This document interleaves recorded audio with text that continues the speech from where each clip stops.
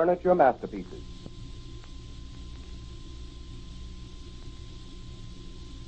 Before presenting Mr. Lewis this evening, this is Frank Blair with a bit of news which Mr. Lewis probably would not give you himself. Late this afternoon, the House of Representatives passed the synthetic rubber bill designed to cure the faults and shortcomings of the existing synthetic rubber program of the government. In the course of the debate, numerous members of the House of Representatives paid high tribute to Mr. Lewis as being chiefly responsible for informing the public and inspiring the nationwide public demand for action which resulted in the passage of this legislation. For example, Representative Andreessen of Minnesota, on one occasion when Mr. Lewis's name was mentioned, interrupted to say, and we quote, "I believe the Congress and the American people owe Mr. Lewis a debt of gratitude for the splendid work he has done in bringing this matter to the attention of the American people." Representative Carl Munt of South Dakota said, "It was indeed a highly courageous piece of candid reporting to which Mr. Lewis assigned himself in endeavoring to unravel the complications of the rubber situation. His success in getting the real facts of the situation to the public has helped mightily in securing passage of this bill." Representative Anderson of New Mexico arose at one point and showed the House a copy of a small-town newspaper from his state, which had devoted the entire top half of its front page to a reprint of Mr. Lewis's broadcasts on the subject, as an illustration of the tremendous national interest which the broadcasts had created. Scores of other congressmen praised Mr. Lewis's work, stated that he has performed an outstanding public service, and described his rubber broadcasts as one of the great repertorial jobs of modern journalism. I might mention here that since the beginning of this series, 5 weeks ago, every broadcast that Mr. Lewis has made on the rubber question has been reprinted in the Congressional Record. The Mutual Network wishes to add its own word of pride and praise for a great and constructive piece of work. And now, Mr. Lewis himself. Well, thank you, Frank. I appreciate those very kind words, and good evening, ladies and gentlemen. As you already have heard, that synthetic rubber bill designed to promote the production of synthetic rubber from alcohol did pass the House of Representatives today. It passed in identically the same form as it passed the Senate day before yesterday, and the vote this afternoon was 104 to 18, nearly 6 to 1. Because there were no changes made by the House of Representatives, that vote this afternoon completes the congressional action on the synthetic rubber bill, and tonight it is on its way to the White House for action on the part of the President. Senator Barkley, the Democratic leader of the Senate, has predicted that the President will veto this legislation, but I learned this afternoon that is merely Senator Barkley's own deduction. The President very definitely has not said that he would do so, and Democratic leaders in the House of Representatives say that they are confident that if he does so, and they're not at all sure that he will, he almost certainly will do a general reorganization of the entire rubber administration of the government himself by executive order in lieu of signing this bill. The truth is that might be the best way to handle the matter anyway. There was some doubt expressed on the floor of the House of Representatives this afternoon as to whether it is wise to divide the administration of the rubber production program into two separate agencies, as this bill would do, leaving petroleum rubber production in the hands of the War Production Board and putting this alcohol rubber production in the hands of an outside separate agency. From a practical standpoint, however, this was about all Congress could do, and that's the reason it went through as it did.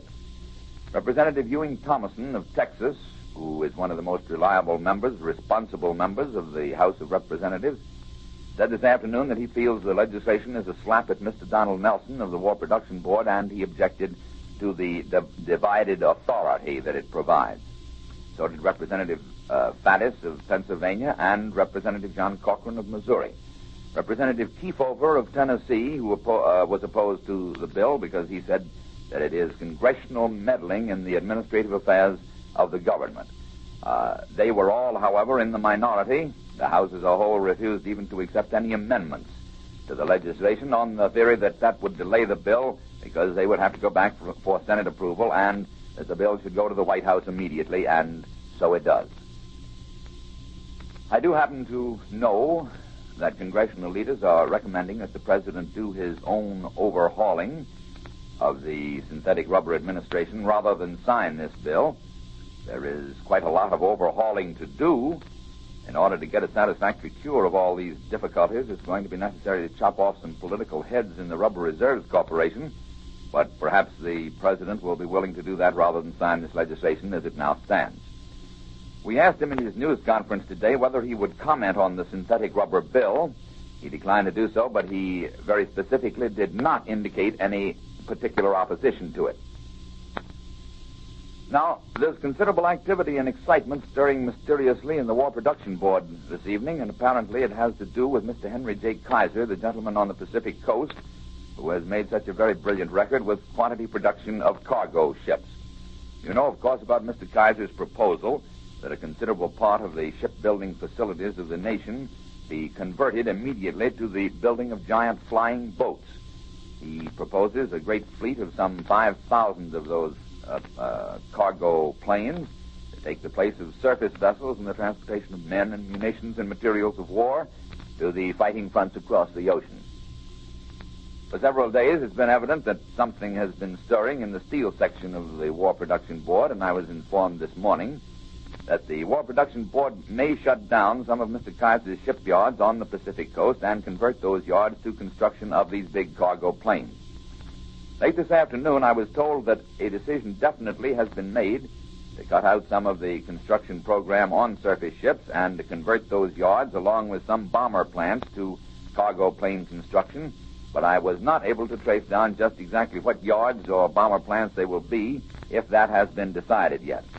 I called Mr. Kaiser by long-distance telephone at San Francisco for you. He told me that he has received no notification as yet. He said that he does believe that the government here is going to adopt this change of policy and that perhaps the policy already has been adopted, as my information has it.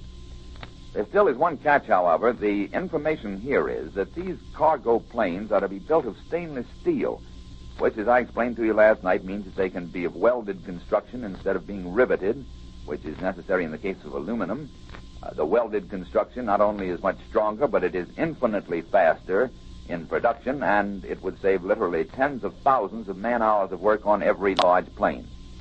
However, Mr. Kaiser told me this afternoon that his plan is to build the planes of aluminum and to use as his model the immense new Martin flying boat, the Mars, that was launched, you remember, about 2 weeks ago at Baltimore and which made a highly successful flight to England. He said that we'll want to get into much larger planes even than that one weighing 70 tons and being the largest ever built. Eventually, we'll want to get into even larger ones, much larger, but in the meantime, here is a successful model on which we can begin work immediately. I know all this sounds somewhat contradictory, perhaps, but I just don't know the answers. There's one more little angle that's worth mentioning. Mr. Kaiser broke this whole thing in a speech in California a week ago today. And it was the same day that Mr. Donald Nelson, head of the War Production Board, received a confidential report from a special committee here in Washington, which has been appointed to study the whole subject of cargo planes and their possibilities as substitutes for surface vessels. It was the next day, you remember, that the shipbuilding contract with Mr. Andrew Jackson Higgins in Louisiana was canceled, purportedly because of a shortage of steel. As a matter of fact, there is a shortage of steel. That's perfectly true. Mr. Kaiser told me today that he lost production of 5 ships last month in his yards because of that shortage. But it does seem that all these things happening at the same time are a little too numerous to be tossed aside as mere coincidence, particularly when I'm told definitely today that the program has finally and officially been decided upon. So perhaps we're about to embark on a new phase of war transportation as the answer to Germany's submarine warfare against our surface ships. The very heavy stuff, such as medium and heavy tanks and the huge heavy artillery, probably will continue to go by heavily guarded convoy. But men and all the light stuff, even the 75 and 105 millimeter field guns, even the light tanks could go by cargo plane. This new Martin flying boat has a payload of 14 tons, and that's enough to be really worthwhile. It was even suggested today that the medium tanks could be shipped in 2 or 3 parts and reassembled on the other side. As soon as there's anything more definite, I'll let you know. Mr. Kaiser told me that he's arriving here in Washington next Thursday, but the indications are that there will be some definite developments before that. Now, it would be very much remiss tonight not to mention that Sunday will be a very important anniversary, the 25th anniversary of the day on which a lad who was brought up in southeast Washington here began his career in the United States government, that career destined to be one of the most important contributions of public service in the entire history of this government. I'm talking about Mr. J. Edgar Hoover, the head of the Federal Bureau of Investigation. The day was when, and not so long ago, when Scotland Yard in England was the great crime-fighting organization of the world. That day has long since passed. Today, it is the American FBI. Very brilliant, a very fine, clean person with a burning devotion to his country, the magnificent, effective organization he has built up. His is the one agency of the federal government into which the dirty paws of politicians have never been able to inject their appointees. And there's one thing above all others that Mr. Hoover has done. You remember when you were a child, and I was, youthful imagination produced a sort of glamour around gangsters and robbers and outlaws. Mr. J. Edgar Hoover has substituted in the imagination of American youth the G-Man as the great American hero. So here's congratulations and best wishes on this silver anniversary on Sunday, and I know that you listeners will join me in that. I learned tonight that the President may delay any actual request for anti-inflation legislation from Congress at the present time. He may not ask for any wage ceiling or farm price legislation at all. Members of Congress told him day before yesterday that he already has the power to set those ceilings himself by executive order, and they think he should do it that way. They feel that if the issue gets into the middle of politics in Congress, the crossfire between the labor bloc and the farm bloc is likely to drag the issue out for weeks with no satisfactory results in the end, and it would only impair national morale. The President is reported to be taking that advice very seriously, and it does seem to make sense. That's the top of the news as it looks from here, ladies and gentlemen. Until Monday evening, good night.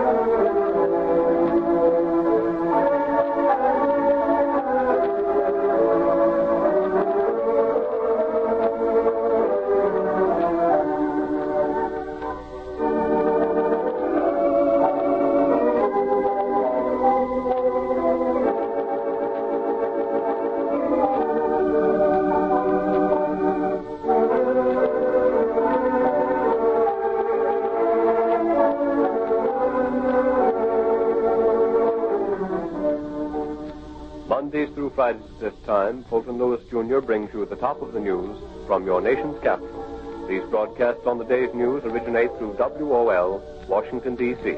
This is the Mutual Broadcasting System.